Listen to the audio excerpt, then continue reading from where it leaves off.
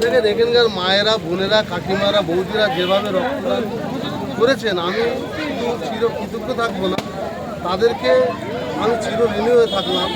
তারা যেভাবে এখানকার মায়েরা, বোনেরা যেভাবে রক্ত দিয়ে উৎসাহিত করলেন, আগামী দিনে এর থেকে আরও বৃহত্তর রক্তদান শিবির এখানে অনুষ্ঠিত হবে। তাই আপনাদেরকে আজকে আমি অন ক্যামেরায় বলছি, তাদের কাছে আমি শুধু পরবর্তীকে প্রণাম, সালাম, নমস্কার জানাই। আর তাদের কাছে আমরা গোদরা অঞ্চল তৃণমূল কংগ্রেসের পক্ষ থেকে তাদের কাছে ধন্যবাদ জানাই। আর তাদের ধন্যবাদ দিয়ে শেষ করা যাবে না, তাদের কাছে চিরকৃতজ্ঞ থাকবে।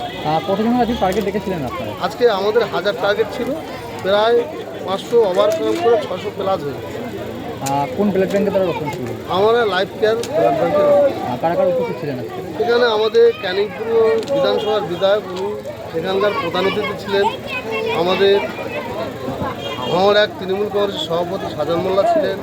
ভাঙড় এক পঞ্চায়েত সমিতির সভাপতি ঝর্ণা মণ্ডল থেকে শুরু করে প্রধান বা আমাদের পঞ্চায়েত সমিতির সদস্যরা ছিলেন, প্লাস বিধানসভা কমিটির সদস্যরা ছিলেন, অঞ্চল কমিটি, ব্লক কমিটি, অল নেতৃত্ব এই রক্তদান শিবিরে অনুষ্ঠিত আমরা এখানে তাঁরা উপস্থিত ছিলেন।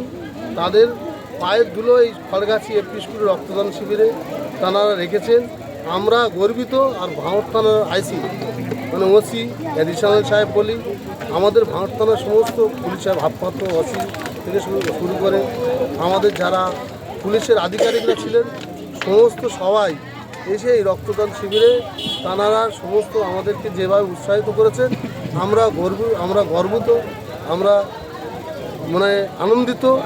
আমরা তাদের কাছে চির কৃতজ্ঞতা থাকলাম। তারা যেভাবে আমাদেরকে রক্তদান শিবিরে এসে তাঁরা যেভাবে উৎসাহিত দিলেন, আমরা আগামী দিনে তাঁদেরকে আমরা এর থেকে ভালো আরও রক্তদান শিবির, আরও বিভিন্ন রকম সমাজসেবা কাজের সাথে আমরা জড়িত থাকব।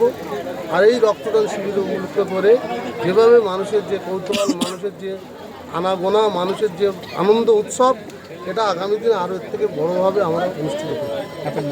আমার নাম সাদিকুল দপ্তরি, গোদরা অঞ্চল তৃণমূল কংগ্রেস সভাপতি।